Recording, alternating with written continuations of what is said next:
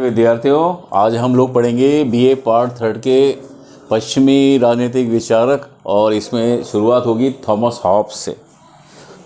Thomas Hobbes के नाम से आपको याद आ गया होगा सामाजिक समझौते का सिद्धांत, हॉब्स लॉक एंड रूसो का।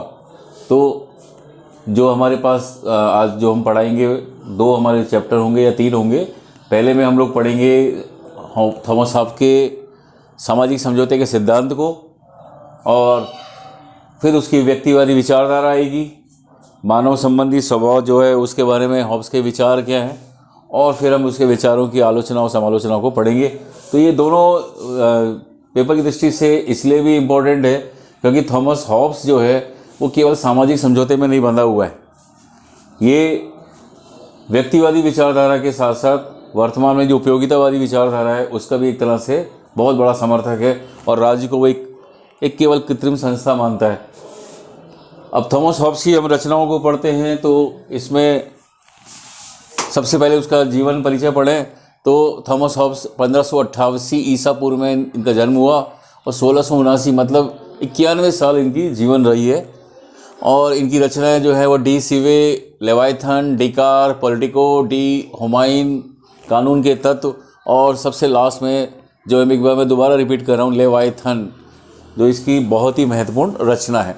तो हम शुरू करते हैं हॉब्स का सामाजिक समझौते का सिद्धांत। हॉब्स का जन्म ब्रिटेन के मेलसबरी नामक स्थान में हुआ था 1588 ईसा पूर्व में।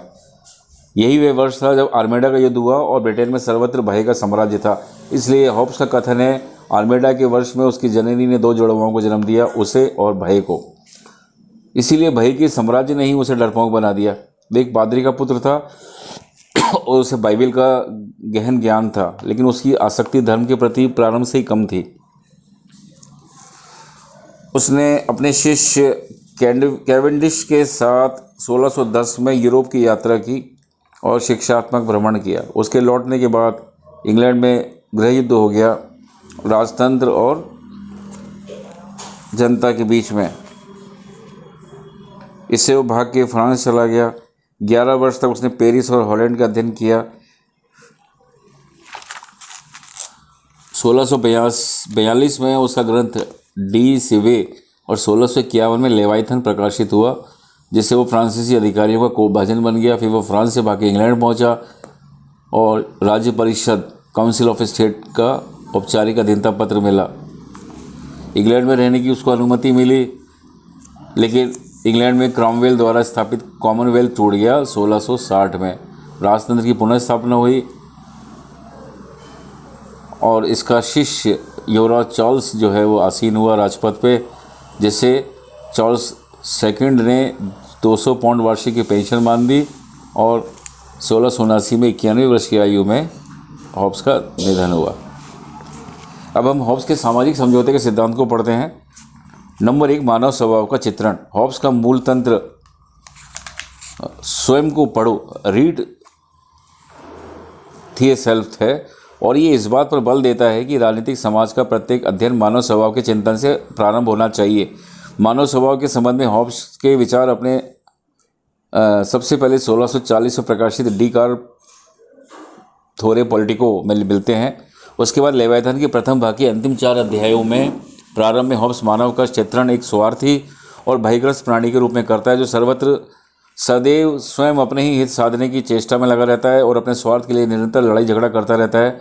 उसका मुख्य उद्देश्य अपने यश को बढ़ाना होता है और अपनी शक्ति वृद्धि की लिप्सा बराबर बनाए रखता है, और ये लिप्सा ही उसे क्रियाशील रखती है। जब ये इतनी अधिक तीव्र होती है तो वो बेचैन हो जाता है, और ये लिप्सा तभी लुप्त होती है जब उसकी मृत्यु हो जाती है।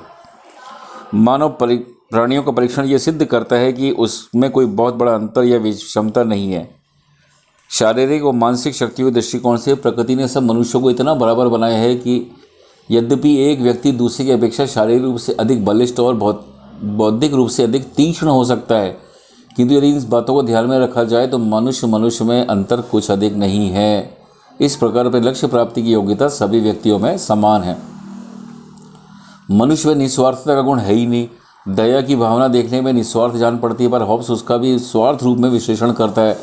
उसके अनुसार जब हम किसी को दुखी अवस्था में देखते हैं तो हमें भय उत्पन्न होता है कि कहीं हम ऐसे नहीं हो जाएं। इस भय से हमें क्लेश का अनुभव होता है यही दया का मूल है। इस प्रकार धर्म भी भय पर निर्भर है। प्राकृतिक अवस्था, राज की उत्पत्ति में पूर्व की स्थिति को हॉब्स प्राकृतिक अवस्था की संज्ञा देता है और मानवीय स्वभाव का चित्रण करने के बाद ये बताता है कि ऐसी प्रकृति वाले मनुष्यों की प्राकृतिक अवस्था में क्या दशा होती है। हम मनुष्य स्वभाव में संघर्ष के 3 कारण देखते हैं: प्रतिस्पर्धा, भय और यश। प्रतिस्पर्धा के कारण वे लाभ के लिए, भय के कारण रक्षा के लिए और यश के कारण प्रसिद्धि के लिए निरंतर मनुष्य संघर्ष करता है। हॉब्स की प्राकृतिक अवस्था शक्ति ही सत्य की धारणा पर आधारित थी और इसके अंतर्गत जो कोई भी जो कुछ भी ले सके और जितनी देर अपने पास रखने में समर्थ हो वही उतने समय के लिए उसका हो जाता था। इस अवस्था में मनुष्यों का जीवन दुखमय होना अवश्यंभावी है और किसी प्रकार की प्रगति की कल्पना ही नहीं कर सकते। हॉब्स के अनुसार ऐसी दशा में उद्योग, संस्कृति, जल परिवहन, भवन निर्माण, यातायात के साधनों, ज्ञान व समाज आदि के लिए कोई स्थान नहीं होता और मनुष्य का जीवन एकाकी, दीन, अपवित्र, पार्श्विक और क्षीण होता है। हॉब्स प्राकृतिक अवस्था की अपनी इस कल्पना को किसी ऐतिहासिक प्रमाण के आधार पर सिद्ध नहीं करता, बल्कि अनुमान लगाता है कि प्राकृतिक अवस्था में मनुष्य की दशा इसी से मिलती जुलती रही होगी। वे अपने अनुमान के पक्ष में तर्क देते हुए कहता है कि इंग्लैंड में गृह युद्ध के दौरान जब कोई संप्रभु शासक नहीं था, ऐसी ही दशा हुई थी और ऐसी दशा आजकल उन जातियों की पाई जाती है जो असभ्यता के कारण राजनीतिक व्यवस्था स्थापित नहीं कर पाती। अंतर्राष्ट्रीय जगत का उदाहरण देते हुए वह कहता है सभी राज्यों पर कोई उच्च सत्ता न होने के कारण वे प्राकृतिक अवस्था में रहते हैं और उनमें परस्पर युद्ध होता रहता है। अपने इन उदाहरणों के आधार पर हॉब्स कहता है कि मनुष्यों को एक दूसरे के साथ रहने में सुख नहीं वरन बड़ा दुख और कष्ट मिलता है, इसलिए वे एक दूसरे के साथ तभी रह सकते हैं जबकि उन्हें शक्ति के आधार पर ऐसा करने के लिए बाध्य किया जाता है। अब है प्राकृतिक अधिकार और प्राकृतिक कानून। हॉब्स के अनुसार प्राकृतिक अधिकार और प्राकृतिक कानून में बहुत बड़ा अंतर है। उसके मतानुसार प्राकृतिक अधिकार का अर्थ है प्रत्येक मनुष्य को आत्मरक्षा हेतु आवश्यक समस्त कार्यों को करने की स्वतंत्रता। प्राकृतिक कानून की कल्पना इससे भिन्न है। उसके द्वारा मनुष्य को ऐसे कार्य करने से रोका जाता है जो उसकी सबसे प्रबल इच्छा अर्थात प्राण रक्षा के लिए घातक हो। प्राकृतिक अधिकार से स्वतंत्रता का भी आभास होता है और प्राकृतिक कानून से दायित्व का। मनुष्य के प्राकृतिक अधिकार तो एक निरंतर संघर्ष की स्थिति को जन्म देते हैं, किंतु उसके विपरीत प्रकृति के कानून बुद्धि द्वारा वे निर्दिष्ट नियम हैं जिनके अनुसार आचरण करके व्यक्ति सुगमतापूर्वक अपने जीवन की रक्षा कर सकते हैं और प्राकृतिक अवस्था की अराजकता से बच सकते हैं। वह इस प्रकार 19 प्राकृतिक नियमों की कल्पना करता है जिनमें 3 महत्वपूर्ण है। पहला, प्रत्येक व्यक्ति को शांति स्थापित करने की भरसक चेष्टा करनी चाहिए। द्वितीय, प्रत्येक व्यक्ति को आत्मरक्षा का अधिकार प्राप्त करने और शांति स्थापित रखने के लिए प्राकृतिक अधिकारों का त्याग करने के लिए तत्पर रहना चाहिए और दूसरों के विरुद्ध उतनी स्वतंत्रता पर ही संतोष कर लेना चाहिए जितनी वे दूसरों को स्वयं के विरुद्ध देने के लिए तैयार हो। तृतीय नियम यह है कि व्यक्ति द्वारा उन समझौतों का पालन किया जाना चाहिए जो स्वयं उसने किए हैं। सेबाइन कहते हैं वे एक ही साथ पूर्ण दूरदर्शिता के सिद्धांत भी हैं और सामाजिक आधार के नियम। प्रकृति के नियमों के संबंध में विशेष बात यह है कि उन्हें कानून केवल अलंकारिक भाषा में ही कहा जा सकता है।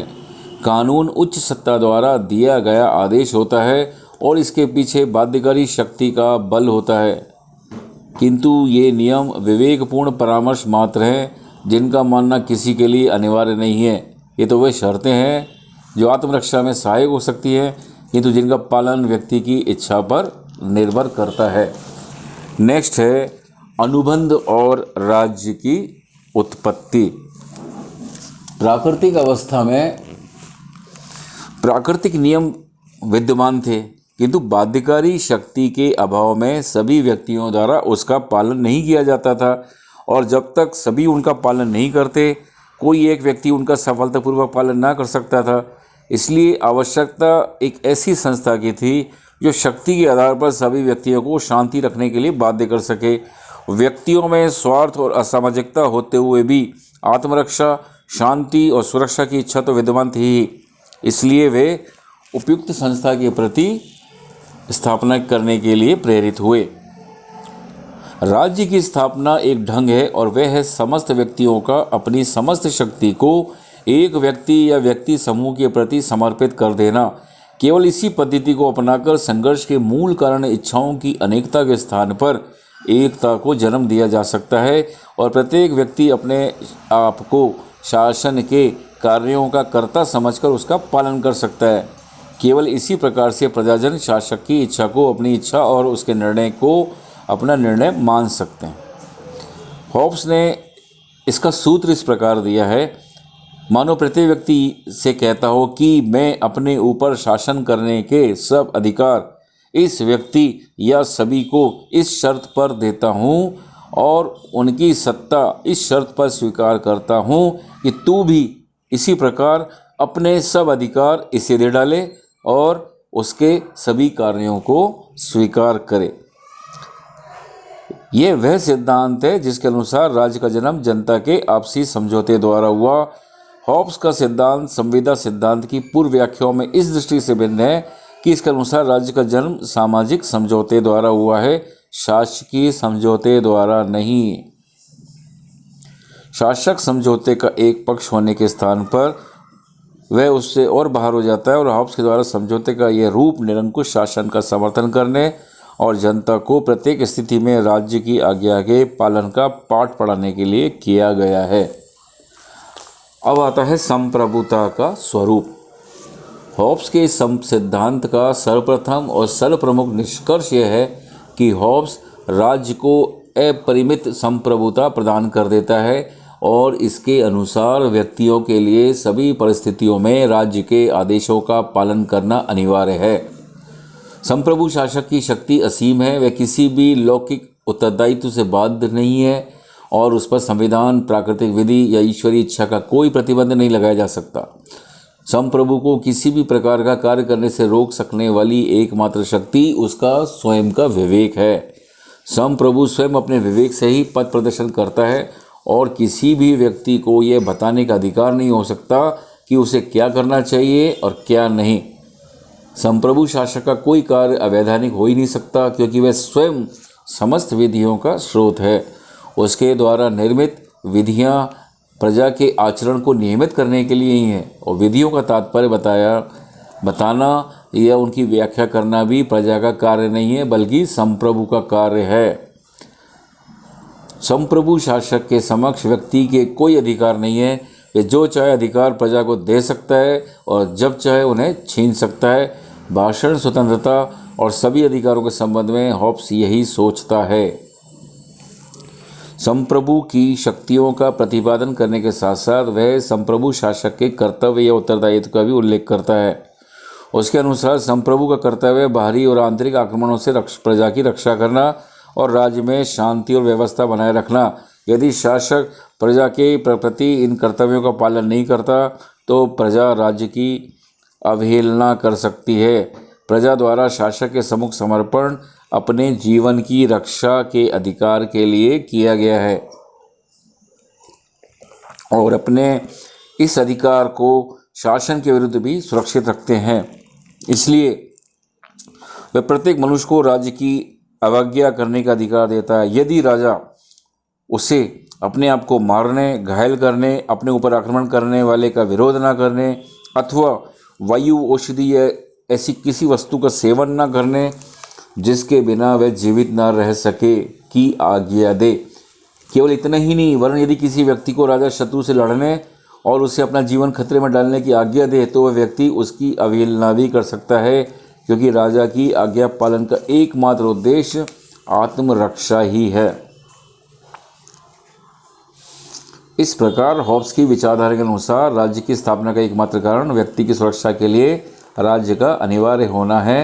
राज्य मनुष्य के आंतरिक सामाजिक स्वभाव की अभिव्यक्ति नहीं है, यह स्वाभाविक विकास का परिणाम भी नहीं है। यह तो एक विशेष आवश्यकता की पूर्ति के लिए स्वयं व्यक्तियों द्वारा स्थापित एक साधन है। क्लैरेंडेन कहते हैं, इस प्रकार की युक्तियों से राजतंत्र का समर्थन करने वाला हॉब्स यदि उत्पन्न ही न होता तो अच्छा था। तो ये है हॉब्स की विचारधारा व्यक्तिवादी।